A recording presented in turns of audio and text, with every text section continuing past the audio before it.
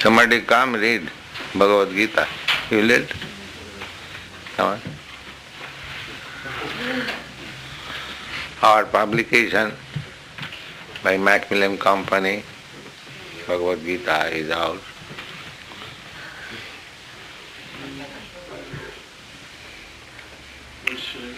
Introduction.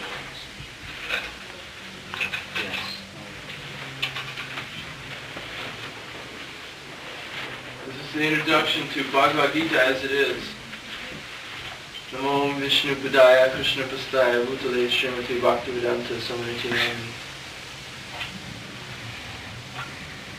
The Bhagavad Gita is also known as the Gita Upanishad. It is the essence of the Vedic knowledge and one of the most important Upanishads in Vedic literature. There are many commentaries on the Bhagavad Gita, and the necessity for another should be explained in the following basis. An American lady asked me to recommend an English edition of the Bhagavad Gita, which she could read. I was unable to do so in good conscience. Of course, there are many translations, but of those I have seen, not only in America, but those also in India, none can be said to be authoritative, because in almost every one of them the author has expressed his personal opinion through the commentaries, without touching the spirit of the Bhagavad Gita as it is. The spirit of the Bhagavad Gita is mentioned in the Gita itself. It is like this. If we want to take a particular medicine, then we have to follow the directions written on the label of the bottle.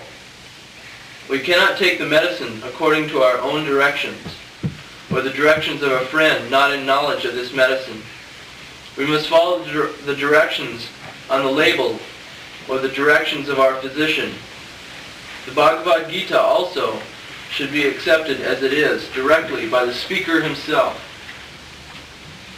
The speaker is Lord Sri Krishna. He is mentioned on every page as the Supreme Personality of Godhead, or Bhagavan.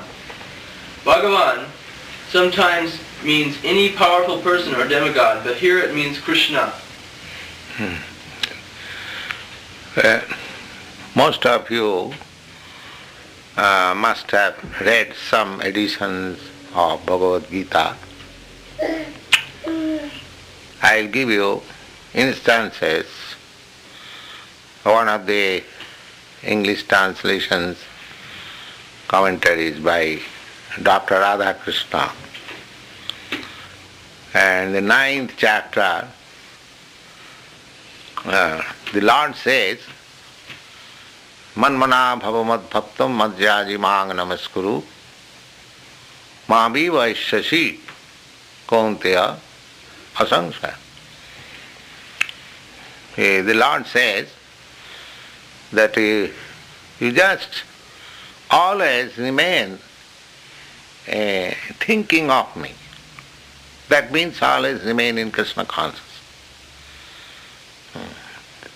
Simply, this Krishna consciousness means somewhere or other you have to think of Krishna always.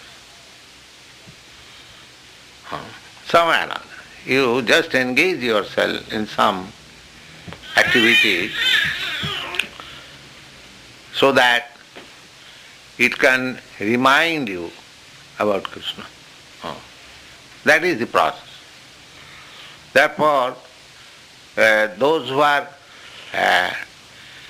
elevated devotees, in everything they remember Krishna. That is the perfection. Thavar jangam dakhe na dakhe tan murti. Here is a light. A perfect devotee sees the light, not the light as it is, but he sees some relationship with Krishna or Krishna in the light.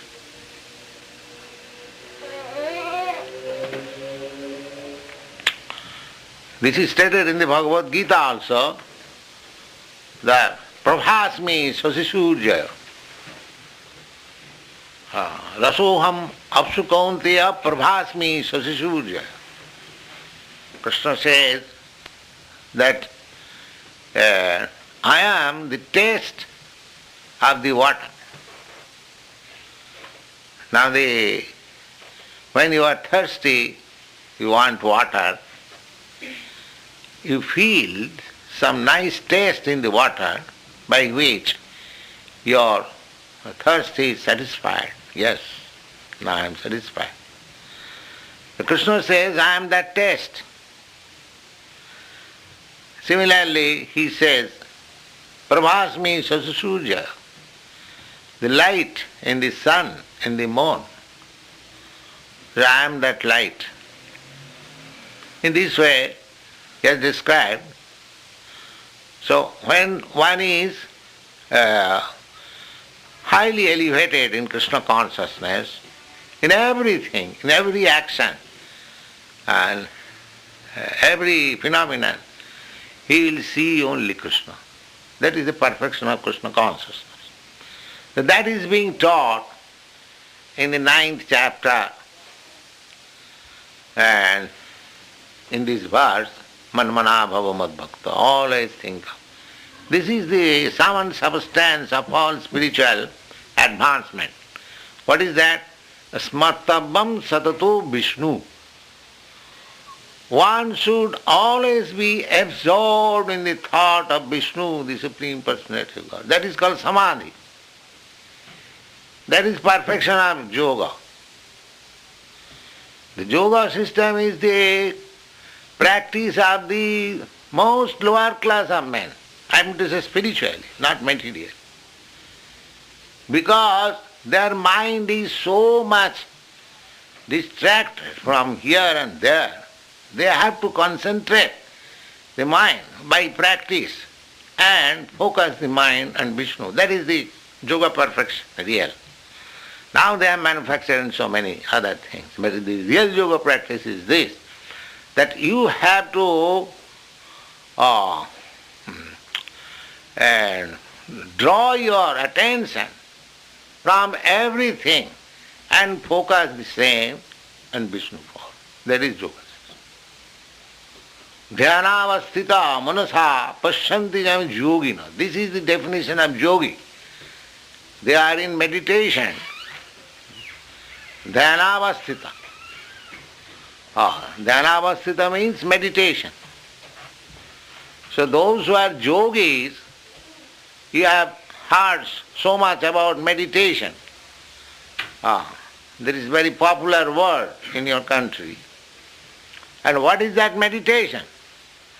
The meditation is to focus the mind on the form of Vishnu. Dhyanavasthita manasa pashyanti jam yogina.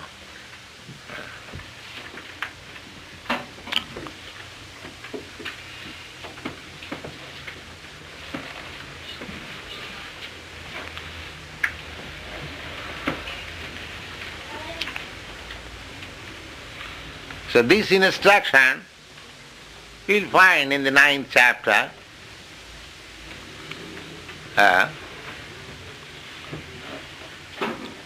Manmana bhava mad bhakta, always think of me. That is the perfection of life, always thinking of Vishnu. But one commentator, very big commentator, he says, this meditation is not up to Krishna. Just see. Krishna says that meditate upon me in the Bhagavad Gita, and the commentator says, it is not up to Krishna. In this way, in similar way, or a different way, every commentary on Bhagavad Gita so far published, I have seen, their business is how to divert one's attention from Krishna. Although in the Bhagavad Gita, the main factor is Krishna. That is mentioned here. What is that?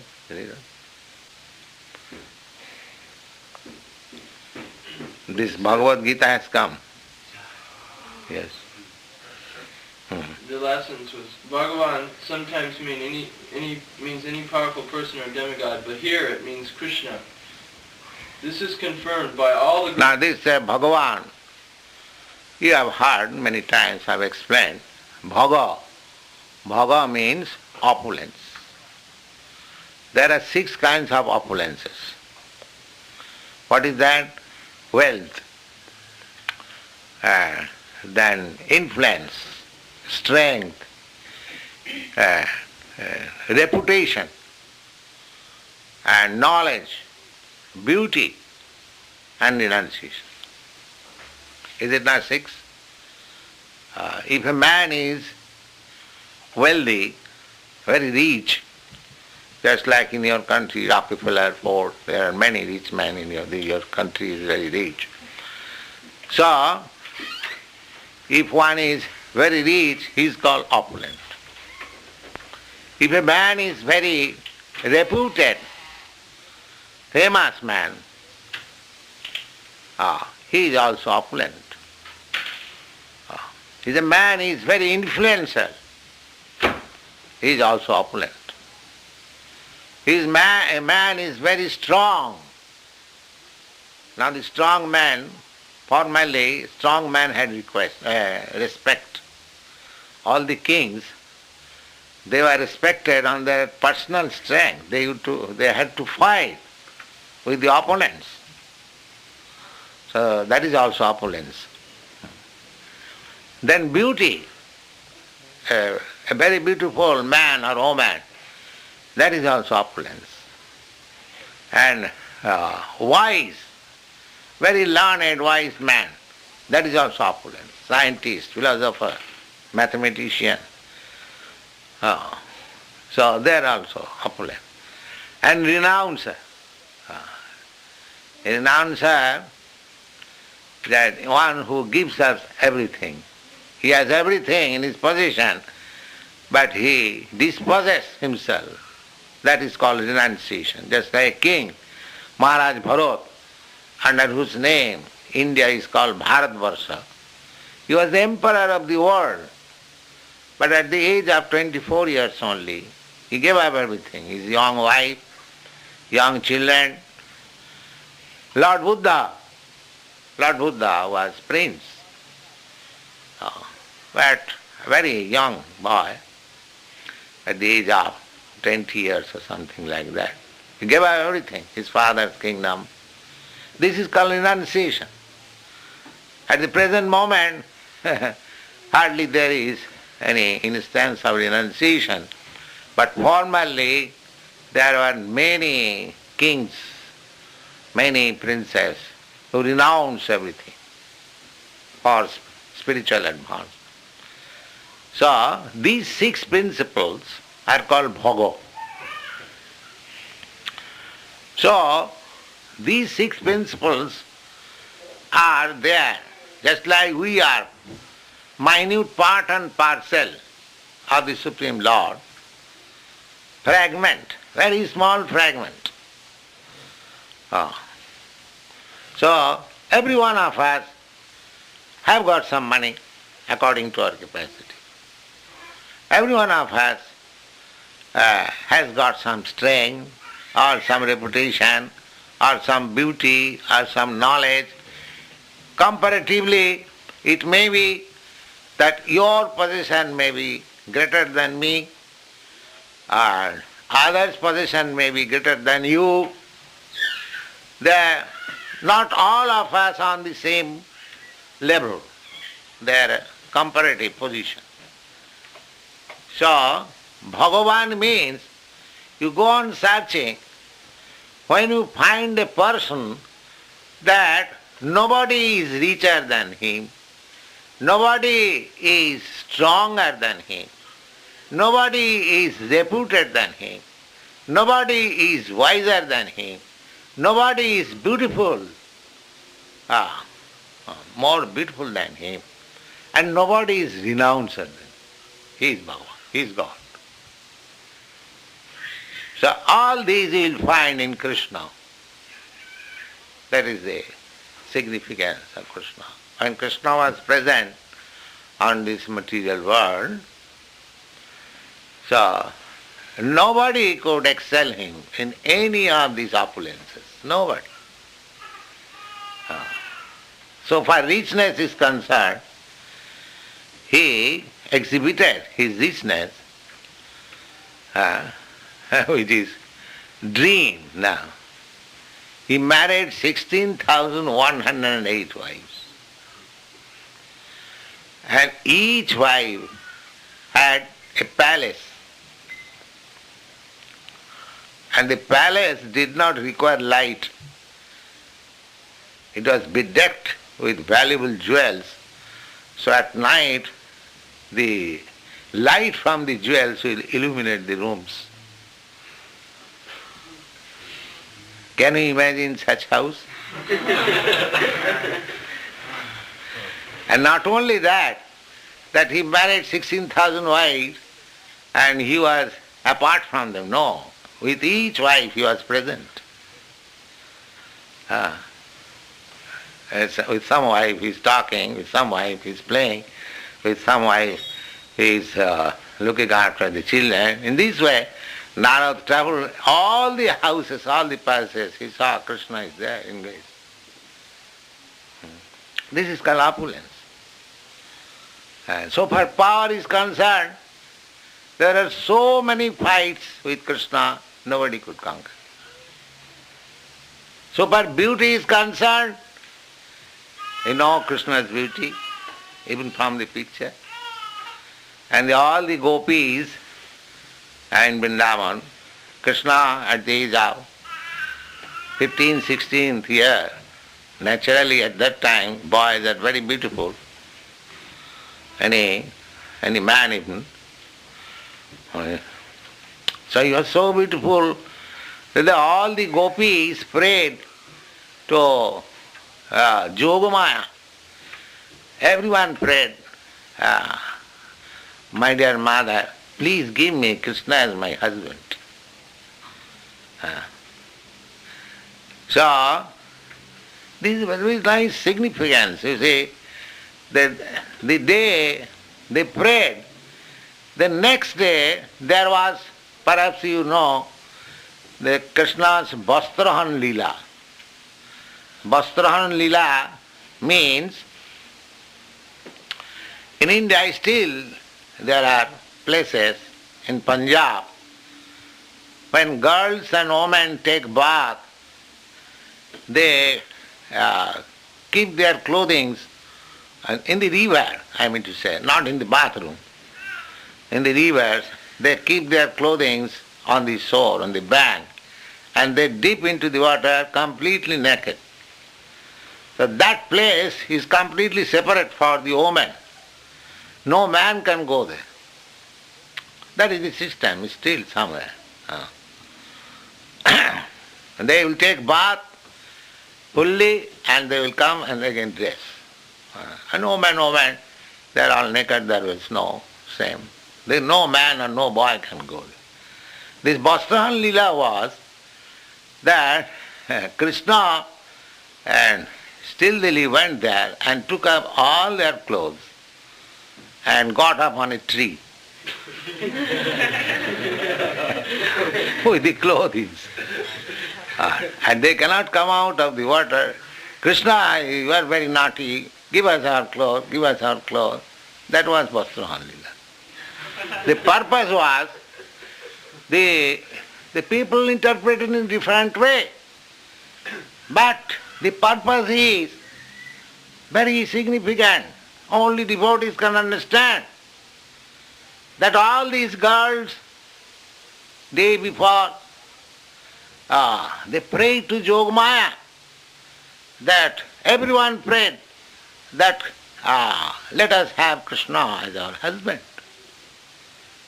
Now, Krishna was at that time only 15, 16 years old.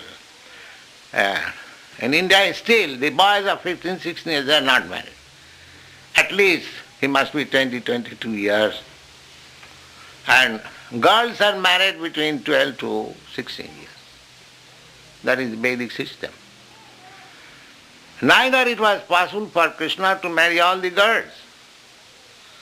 But they all prayed. They have to fulfill their desire.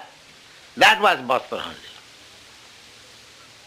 Lila. The Vastrahan Lila means that according to any human civilization system, a woman can become naked only before husband.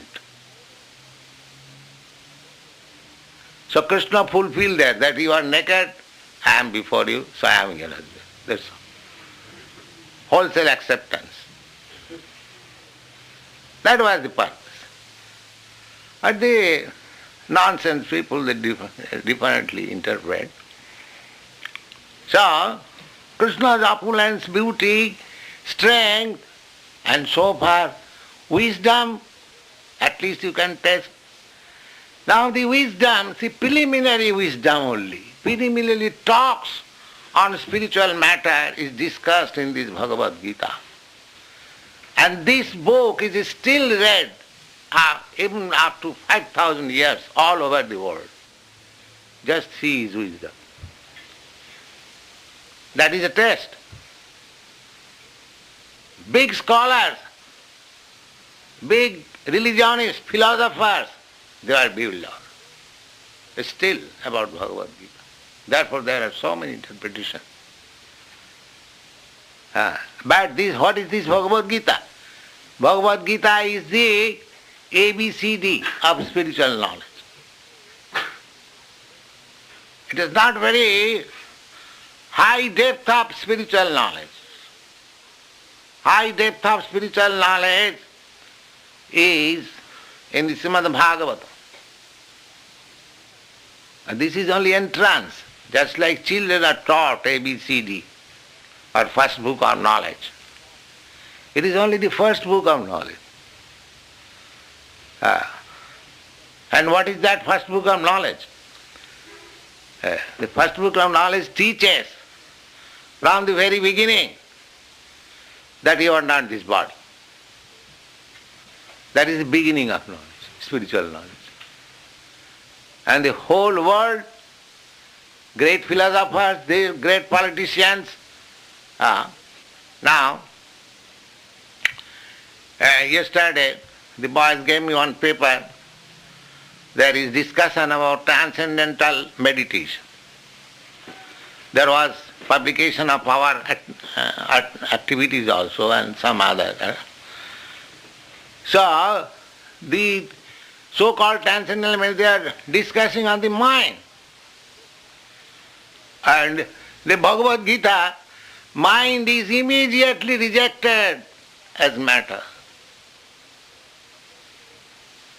So, transcendental meditation, they are on the platform of the mind. Just see. And the Bhagavad Gita says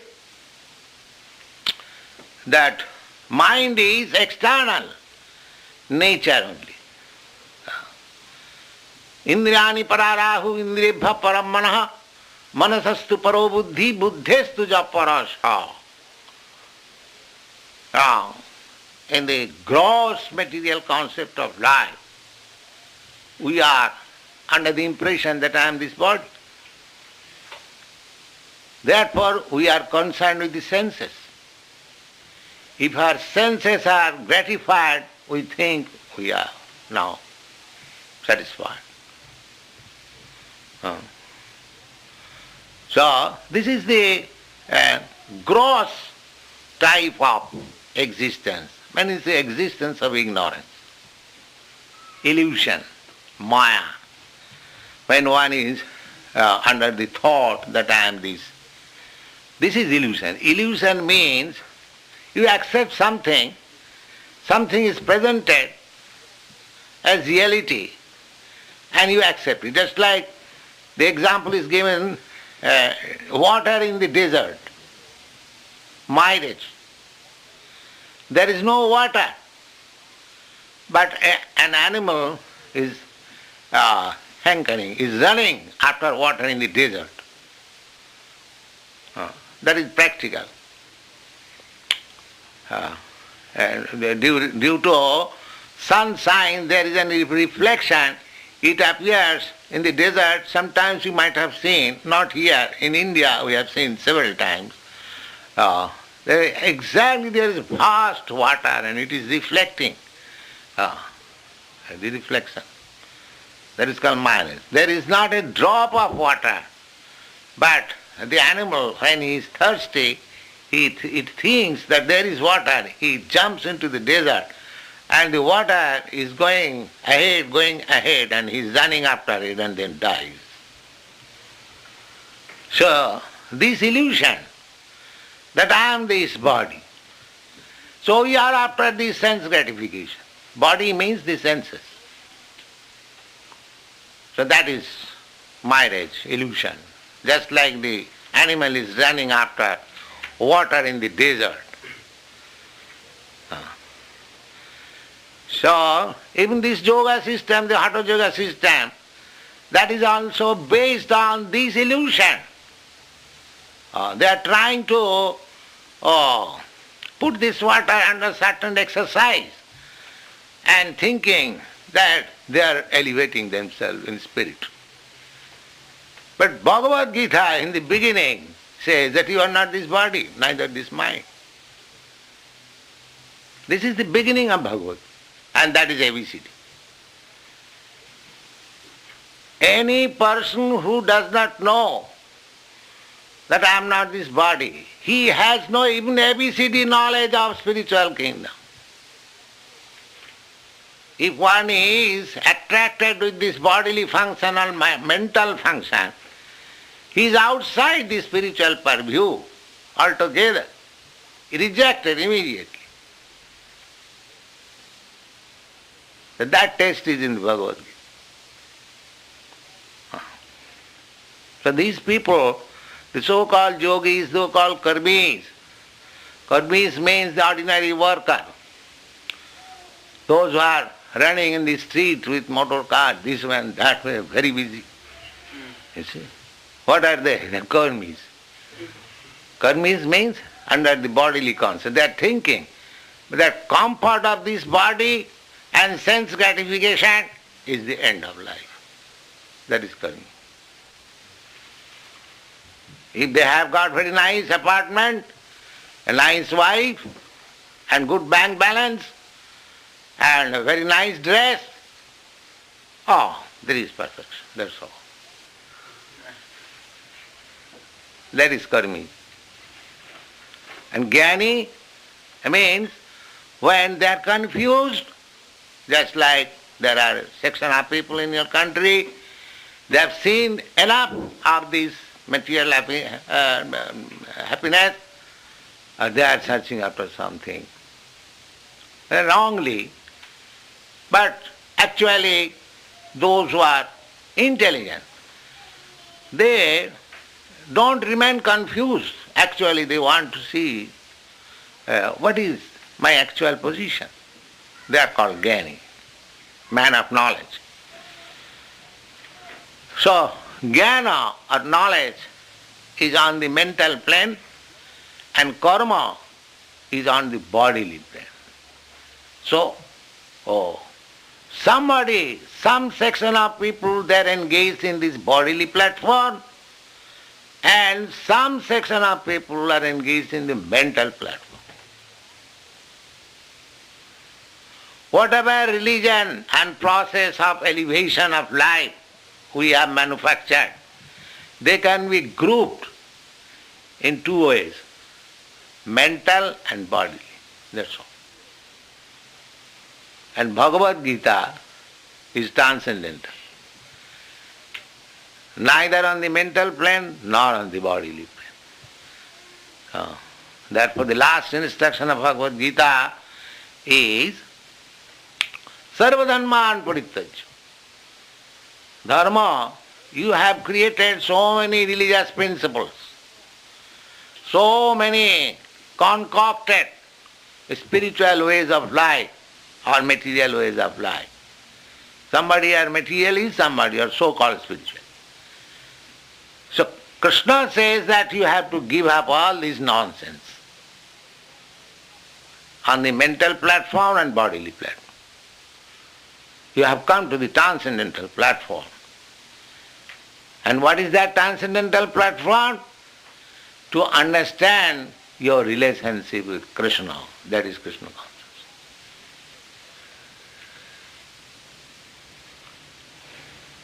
Read.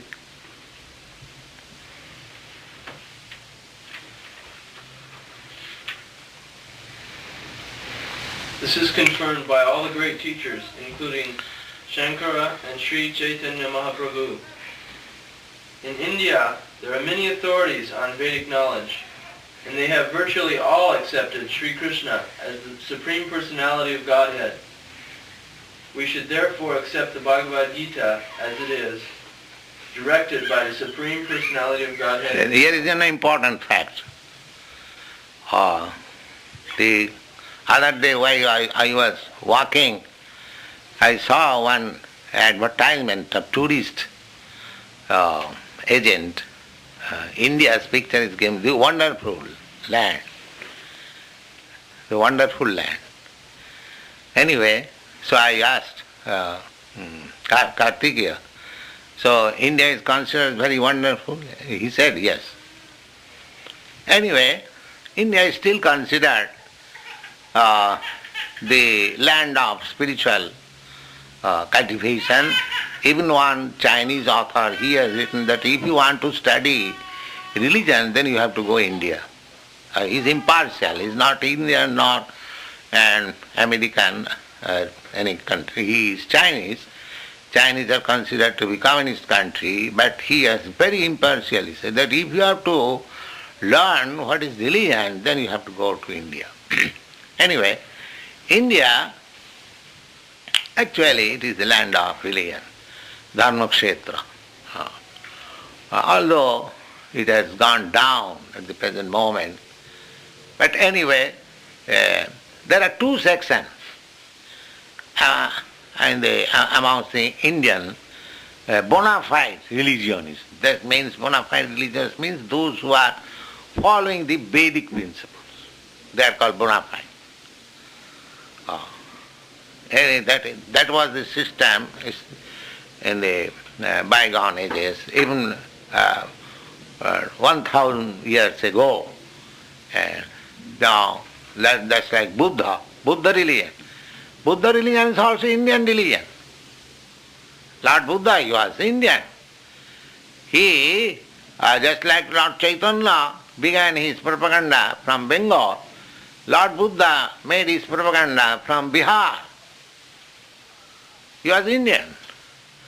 But the defect was that he did not acknowledge the authority of the Vedas. Therefore, his philosophy was considered atheism. And the Shankaracharya drove away all the Buddhists from the land of India. Therefore, they took shelter in China, Japan, Burma, outside India. So anyway, strict religionists, they are followers of Vedas and they are divided into two groups. One group led by Shankaracharya and the other group is led by the Vaisnavas, or generally Ramanujarya, Madhvacharya, or Lord Chaitanya. They are all the same, Vaishnava. Now all these two groups, following the Vedic principle, they accept Krishna as the Supreme Personality of God. So far India's authoritative persons are concerned, there is no two opinions that Krishna is not God. Both of them accept Krishna, the Supreme Personality. So far we are concerned, Vaishnavas, we accept.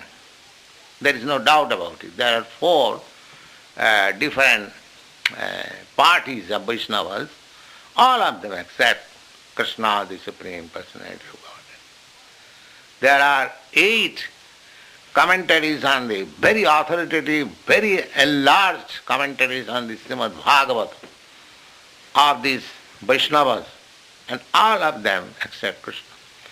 So far the other party is concerned, the impersonalists, led by Shankaracharya, a great stalwart scholar, he also accepts Krishna as the Supreme Personality. He says, Sa Bhagavan Sayam Krishna. The concept of personality of Godhead, here is Krishna. And people may misunderstand, therefore he has specifically mentioned Krishna, who has appeared as the son of Devaki and Vasudeva.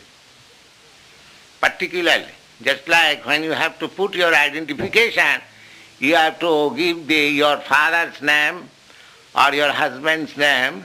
Similarly, the same principle as Shankaracharya has followed, he has said, Krishna, the Krishna who has appeared as the son of Devaki and Vasudeva. So there is no two opinions. So this Krishna, maybe another Krishna. No. So that is stated here. Yes.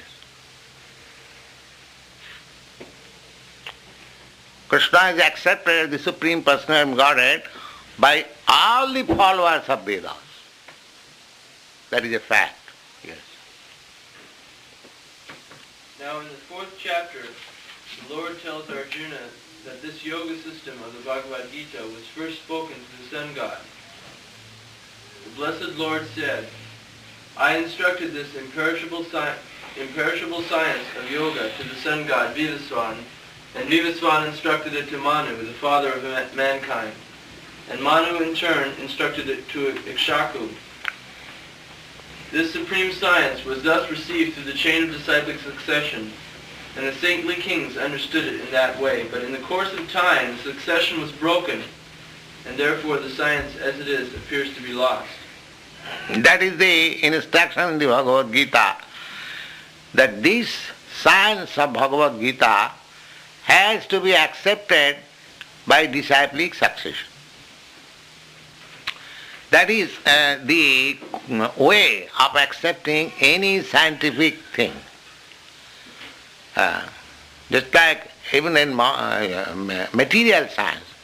Suppose if you have to become a medical practitioner or a lawyer, so you have to study the law books by the previous lawyers, by the judgment of the courts.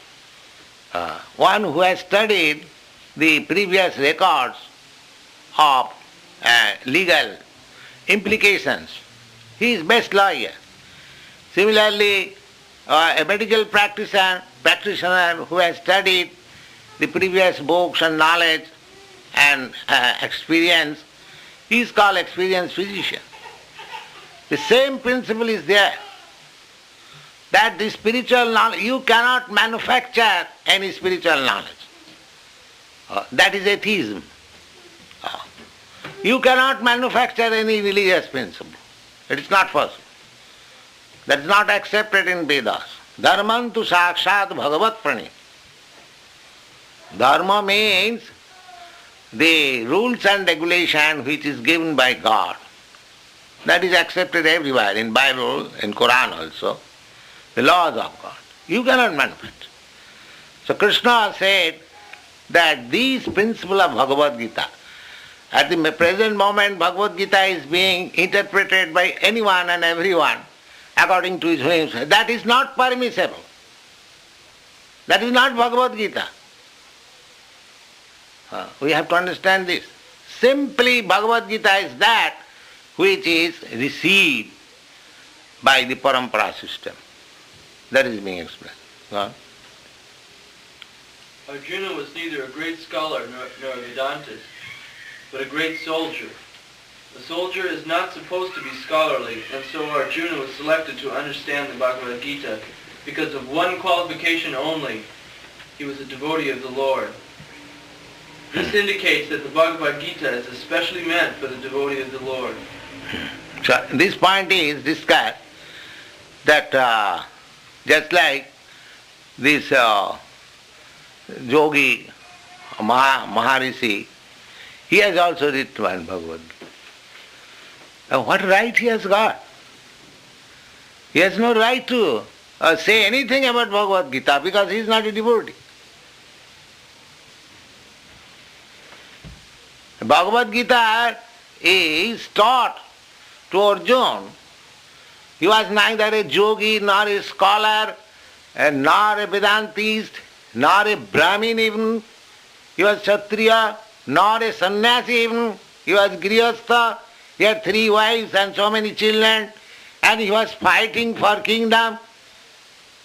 What is the qualification that Bhagavad Gita was taught to him? Because he was devotee. People have to see how Bhagavad Gita is to be accepted. Especially Krishna mentions in the 4th chapter that I am speaking to you. The disciplic succession is now broken. Therefore I am speaking to you the old system of yoga, Bhagavad Gita again. Unto you. Why unto me, Krishna? Because you are my devotee. That was the answer. The only qualification to understand Bhagavad Gita is to become a devotee of Krishna, otherwise it is not possible. Just give this challenge to everyone. What do you understand about Bhagavad Gita? You are not devotee of Krishna.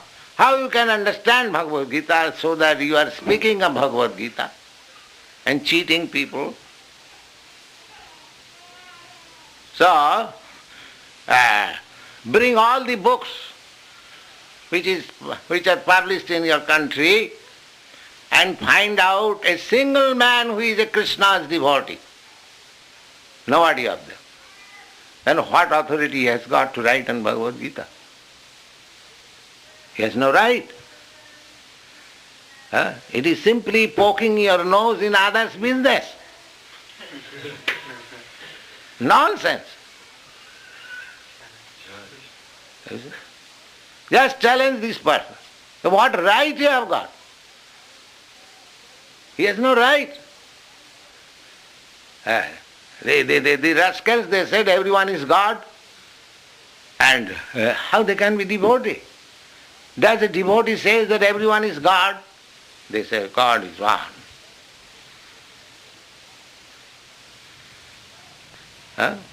So you are realizing by meditation, I am God, you are God, my brother is God, my father is God, my this is God, everyone is God.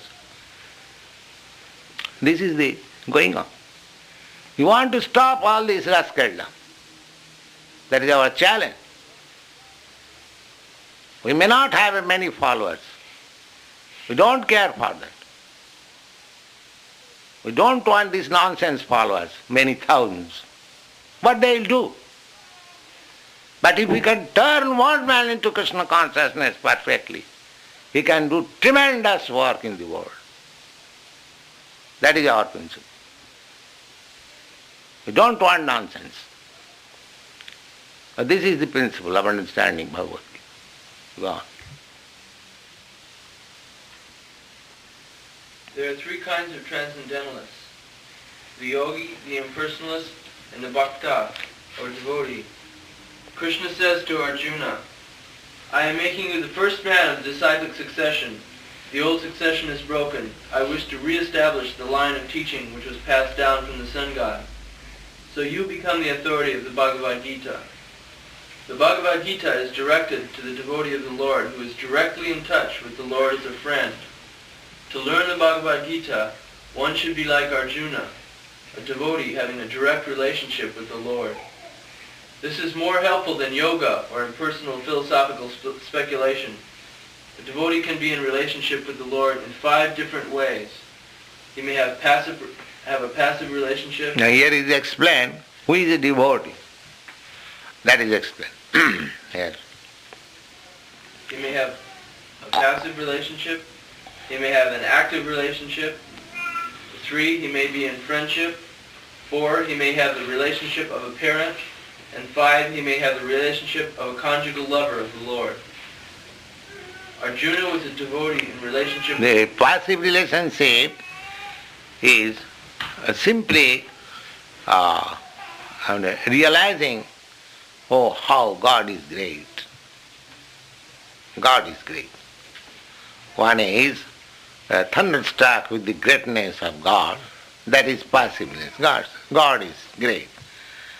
When that relationship is enhanced a little more, the next stage is that if God is great, why not give him some service?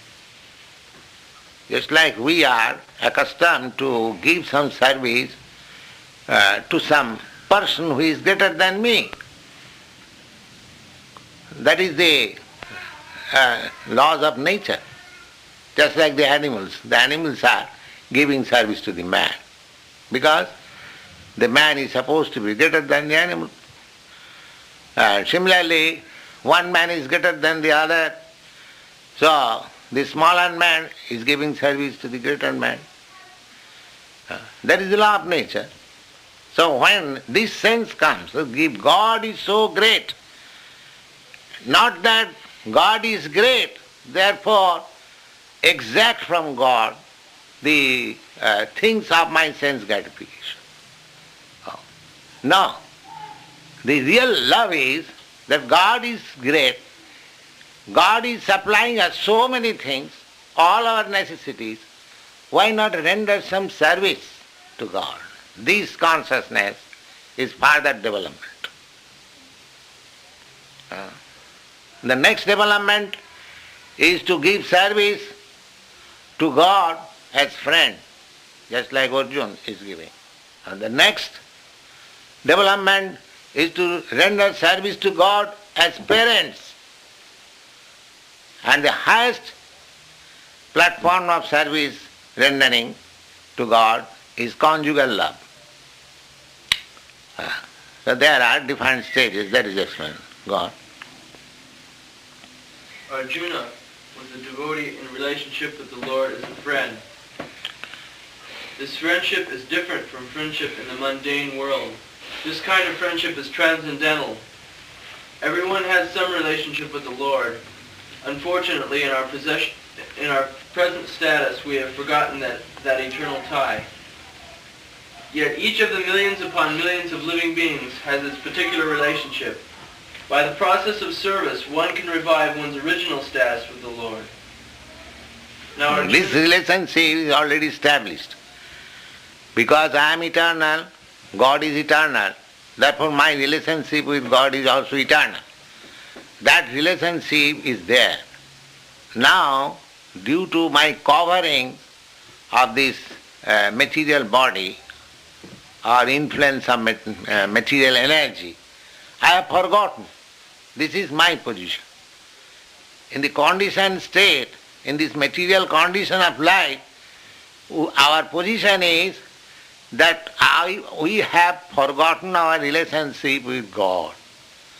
But therefore we are trying to establish so many relationships with this material world. I am trying to find some relationship with particular type of society, particular type of community, particular type of nation, particular type of family or individual, so many ways. I am searching what is my relationship. Because I have lost my relationship with God. Therefore I have to re-establish, I have to revive my old relationship with Krishna. That is Krishna consciousness. This Krishna consciousness process is to, just like in darkness, you are finding your things, your watch. You cannot find it out. Sometimes you are touching this, sometimes touching this, sometimes touching this. But the real thing you are not touching. So you are bewildered, you are harassed. And now if you touch Krishna consciousness, these harassments will be stopped. It is so nice thing. We are giving you your lost relationship, which you are searching out life after life. And you are confused. Take this. You will be happy. You will find your relationship, eternal relationship with Krishna. Now Arjuna was a devotee, and he was in touch with the Supreme Lord in friendship. Thus, the Bhagavad Gita was explained to him. How he accepted it should be noted. This is mentioned in the 10th chapter. After hearing the Bhagavad Gita from the Lord, Arjuna accepted Krishna as the Supreme Brahman. Every living being is Brahman, or spirit, but the Supreme living being is the Supreme Brahman. Now here is another point, that everyone is reading Bhagavad Gita. It is clearly stated how Bhagavad Gita should be accepted. Bhagavad Gita was spoken to Arjuna, and Arjuna accepted it in his own understanding, whatever he understood. That is also stated. Therefore, we have to place ourselves in the position of Arjuna and accept the truth as Arjuna directly received it. That is understanding of Bhagavad Gita. That is stated in the 10th chapter, how Arjuna accepted Bhagavad Gita and Krishna. That is explained. Yes. Arjuna accepted Krishna as pure, free from all material contamination, as the supreme enjoyer, as the foremost person, the supreme personality of Godhead, never born, the greatest. Now one may say that since Krishna and Arjuna were friends, Arjuna was only saying these things to his friend.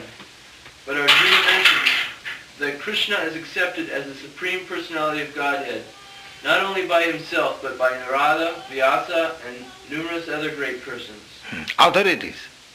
He accepted Krishna as the supreme personality of Godhead, not because Krishna happened to be his intimate friend, but on the authorities of others, and on the statement of Krishna, and by understanding him fully. He did not accept him blindly. So this is the process of understanding Bhagavad Gita.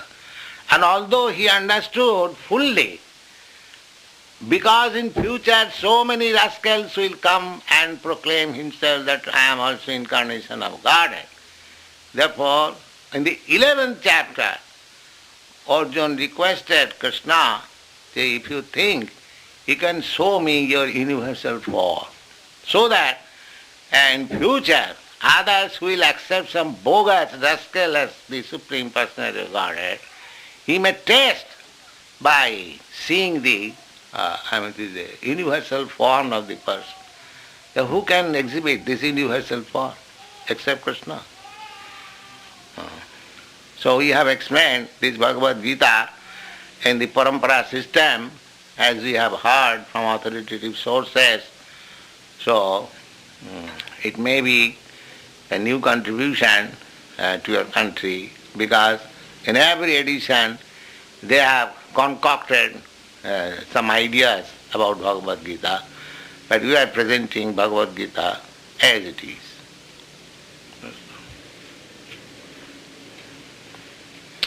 So any question?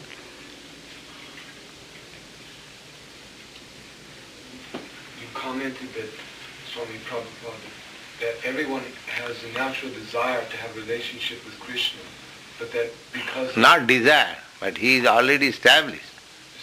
That is covered.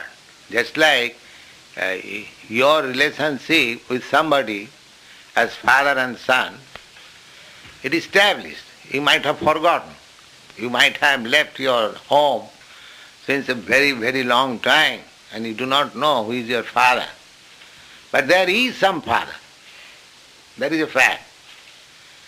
Nobody can say, no, I am born without father. Nobody can say. One has father. But it may be that he has forgotten his father. So this Krishna Consciousness movement is that we have got some relationship with the Supreme Lord. That we have now forgotten. So it is not the question of desire, it is there. You don't desire to become one son. You are already one son. You simply do not know. Similarly, your relationship with Krishna is there, every one of us. But I have forgotten, I do not know. This Krishna consciousness practice will revive your relationship. In what way, in which way you are related with Krishna. It is not that you have to desire, no. It is already there. You have to desire only how to revive it, that's all. That is Krishna consciousness. It is not an artificial thing. Just like we are establishing some relationship with somebody, or you are my father, or you are my wife, or you are my husband. No, it is already there. Simply we have to find out. That will be revealed when you are perfect in Krishna consciousness. Brahma bhuta prasannatma nasojati, you are freed from all material contamination and you are perfectly situated in devotional service. It will be at once revealed. Oh, you are related to Krishna. You will have to wait for that.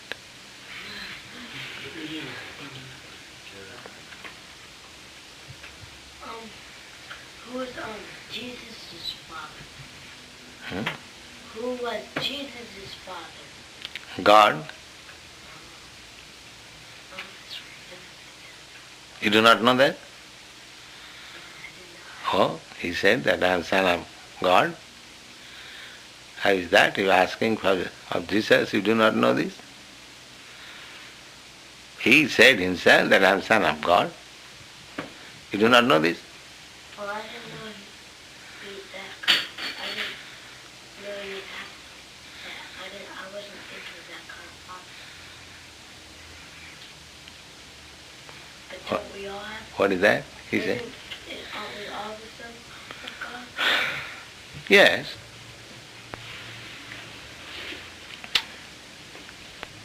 He's thinking that Lord Jesus Christ had a relationship with Joseph.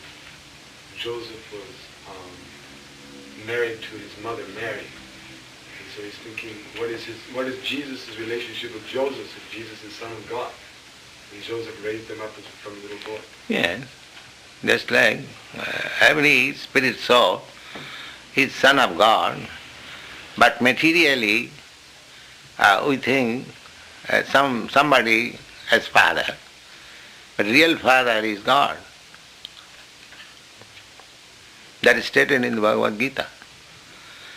Sarvajonishu kaunteya sambhavanti murtaya tasang mahajjani brahma anga bija padapita. This Mahatattva, this material world, just like a child is born, the father gives the seed and mother develops the body. The child's body is developed, actually all of us, we have got this body from mother. That we have got very natural affinity with mother. The child can forget his father, but he cannot forget his mother. Mother's relationship is so intimate. Similarly, this material body we have got from the material energy. Therefore we are so much materialist. We are thinking of this country, that community, this family, all materialistic, because this body is material. But so far, spirit soul, I am concerned, I am the son or the part and parcel of the Supreme.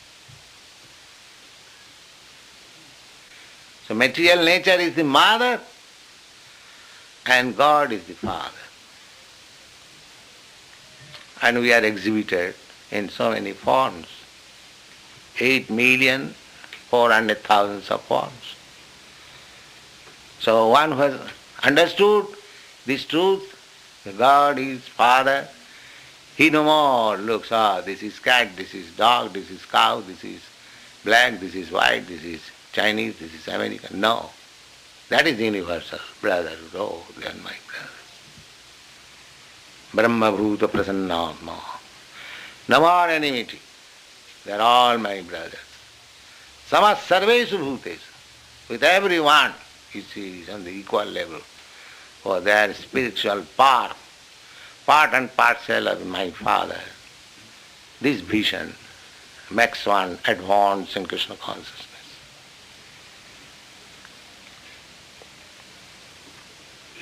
This is fact, this is realization. This is universal brotherhood. Everything, this Krishna consciousness.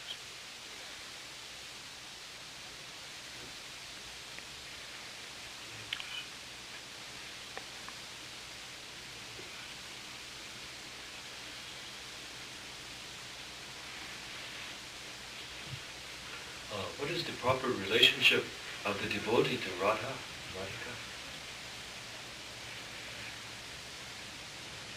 Radharani is Daivi Maya. Just like we are in our material conditional life, we are under the material energy. Similarly, in our liberated state, we have to become under the spiritual energy. That spiritual energy is Radharani. We are acting at the present moment under material energy. Because our body is made of material energy, so when you are liberated, you will develop your body of spiritual energy. That spiritual energy is Radharani. So you have to become under the control of some energy. You are also energy. You are marginal energy. Marginal energy means you may be under the control of the spiritual energy, or you may be under the control of material energy, your marginal position. But when you are under the control of the material energy, that is your precarious condition, struggle for existence. And when you are under spiritual energy, that is your life of freedom. Radharani is spiritual energy, and Durga or Kali is material energy. So those who are materialists, they worship Durga, Kali, the material, different forms of material energy.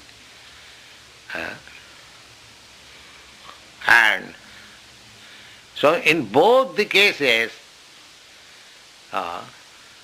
there is a word in Sanskrit, it is called Shakta. Shakta. Shakta, the word comes from Shakti. Shakti means energy.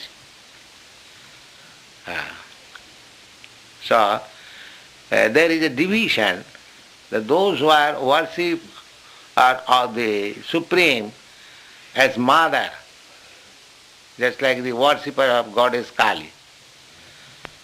That means those who are accepting the Absolute as Mother, they are called Shakta.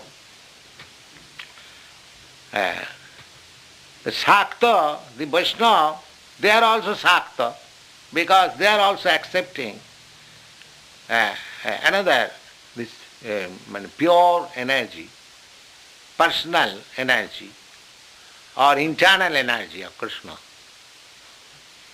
That is also Shakti. And the materialist also, they are also accepting another energy.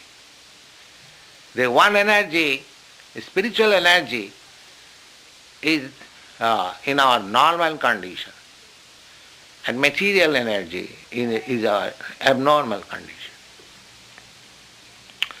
The Krishna consciousness practice means you have to transfer yourself from this material energy to this, under the control, from the control of material energy, under the control of spiritual energy. That's all. That spiritual energy is Radha. You have to become under the control I'll give you one concrete example. Just like a person is always under the control of government, a citizen. When he is outlaw, he is under the criminal law. And who is law-abiding is under civil law.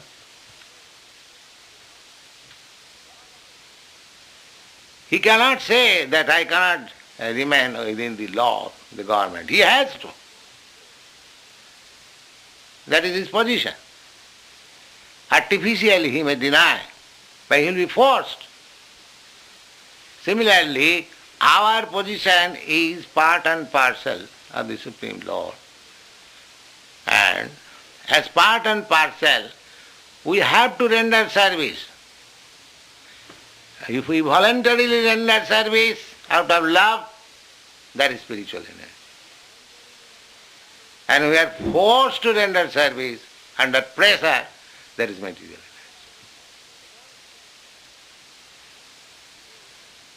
In the material energy, we are forced.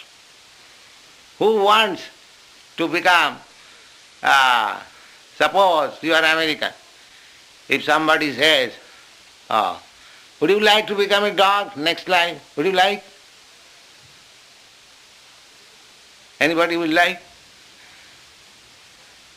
What do you think? But according to his work, he will be forced to accept. There is no saying, no, I don't like this sort of life. No, he will be forced. That is material energy. Forced, just like criminal law. You have to go to the prison. I don't want. You will be forced. Why don't want? He will be arrested immediately. There is sufficient power. There is police, there is military, there is so many things. You cannot say no. So, this is intelligence. That I have to serve. Now in my material condition I am serving so many things, especially my senses. So neither my senses are satisfied nor I am satisfied. So this intelligence is not coming to us. They are going on, charbita charvanana, chewing the chewed. The sense and same sense gratification in different way. In theatre, in stage, at home, at club, everywhere. Simply changing the platform and trying to be happy. How you can be happy? Already it is tasted. Does it mean that sense satisfaction in your apartment and sense satisfaction in the club is different? It is simply imagination. Let me go to the club, let me go to the stage, let me go to this Florida beach and let me go there, let me see the naked dance, let me see that, let me that. That's all. But the platform is that, sense gratification. But he is not intelligent that I have satisfied my senses in so many different ways. I have served my senses in so many different ways. Neither I am satisfied, neither my senses are satisfied. Therefore the intelligent man says, I am no more going to satisfy my senses, I will satisfy Krishna. That is Krishna consciousness. Then he gets full satisfaction.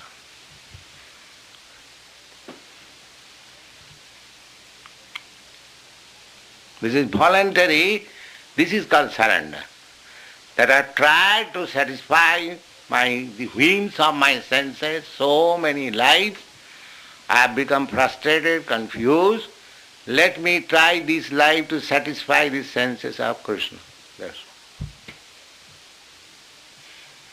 all. At least let me give a trial one life and let me see the result. So our Krishna consciousness movement means that we are requesting everyone that give a trial this life at least. You have satisfied your senses in so many forms of life. The dogs also satisfy their senses, the cat also satisfies senses, tiger, and these civilized, uncivilized, these, that, everyone. Now, you don't try to satisfy your senses, you try to satisfy Krishna. That's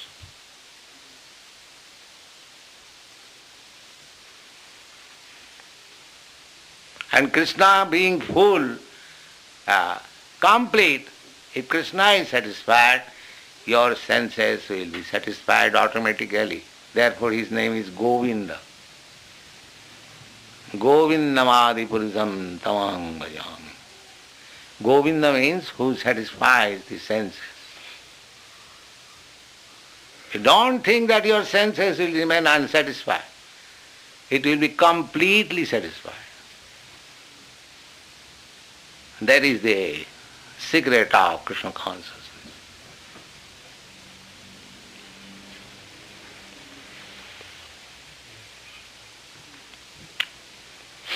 So, have some kirtan.